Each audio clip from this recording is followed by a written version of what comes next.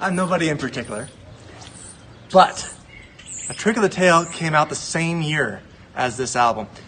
Wind and Wuthering came out the same year as A Trick of the Tail, so you might as well call it that album that came out the same year as A Trick of the Tail.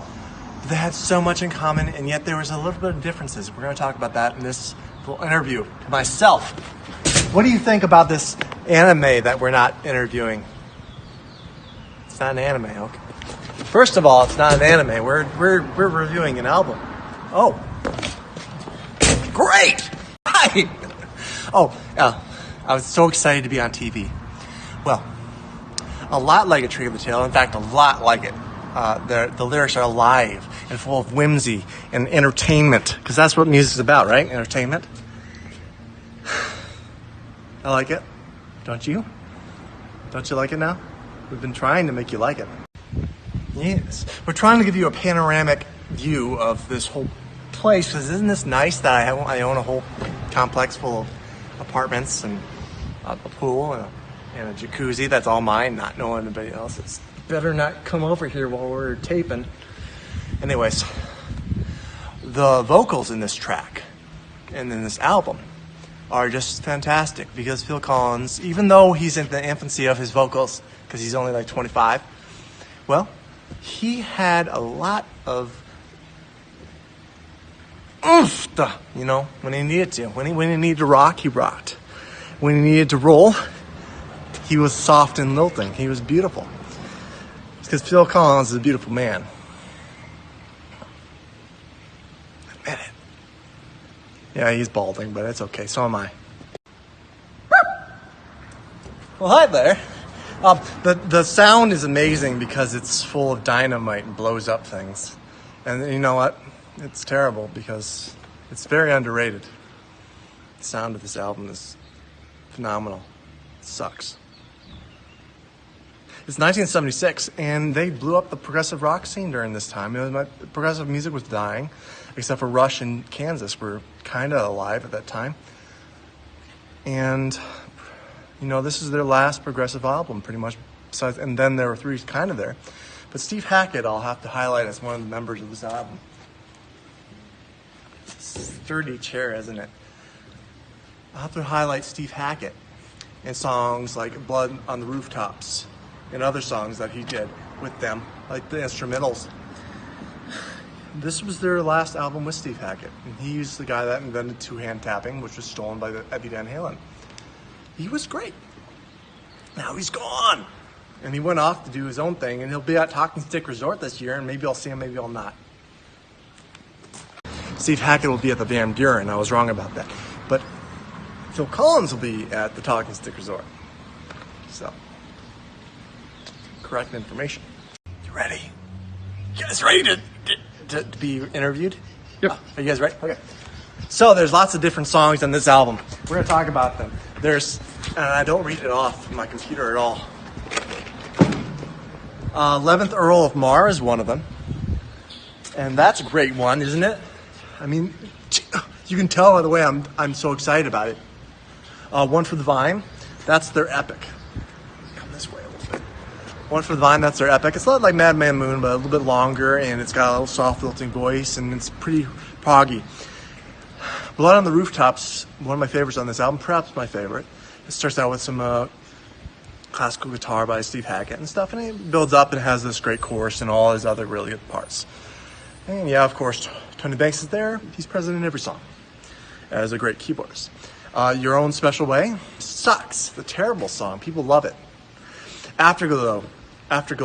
That was a good song. That's one of the last songs to play on this. Then they have these three really good instrumentals, like Unquiet Slumbers in the Earth, After In That Quiet Earth, Unquiet Slumbers for the Sleepers. I can't say it right. No. And then they also have some others that I'm forgetting. And you're going to be very nasty to me in the comments below. You know why? Because we get no comments. Even if you're angry, we want you to say something to us, all right? We need to communicate. This is a relationship between me and you and that guy over there. He's actually in the, he's a mannequin. He's so invisible. He's an invisible mannequin. And that bird up there wants you to tell the truth. That bird. Yeah. You see it? See it right there? It's saying, it's shouting to the heavens, be honest, be truthful, be real.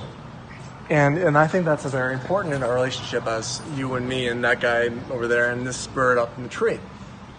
And me being honest, too. Exactly, like Will, who's our camera guy. And he's also got his own channel, Hoop to Hoop, That's which right. is a good channel. Thank you. And you know what? Only I have 4 nothing videos more to ago. say, so I'm going to go come back with some more information. Your Own Special Way is just a terrible song, guys. But then there's also What Gorilla, which is a great instrumental. It really showcases Phil Collins' ability to drum, because isn't that what he was first? And then there's All in a Mouse's Night, which is pretty cool. It's about a mouse chasing down. It's like a cat. Or you. It's 10 feet tall with teeth and claws to match. And Your Own Special Way is just a terrible song. It's almost a hit. They don't ever play it anymore. I'm glad. Like a very uncomfortable way to sit in a chair. Why do you think policemen do it when they're doing their, like, oh, I gotta fill out my report. So you sit over there and I'll sit backwards in a chair. I don't know. It's in the movies. Anyways, Your Own Special Way, I love this chair, is just a terrible love song. It's one of the beginning of those terrible love songs that Phil Collins would pen through the years. Sorry, Phil Collins. He's over there on top of the cactus. You can't see him because he's bald. Anyways,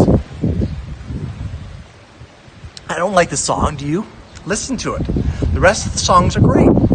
But this is just the beginning, the downward spiral between Genesis and the new Genesis, which is still great. But this is just one of those sappy songs, Your Own Special Way. Trust me, guys, it's awesome. I love this album. Heck yeah, I'd listen to this album the whole way through. You know, also, goodbye, Steve Hackett. Hello, Phil, and goodbye. Tony Banks, you're awesome too. And the one guy who plays bass, I give you guys a 9.6. Hold on, let me check it. Follow me. This is behind the scenes. See, I don't really make this all up as I go. I'm scared. I'm scared, too.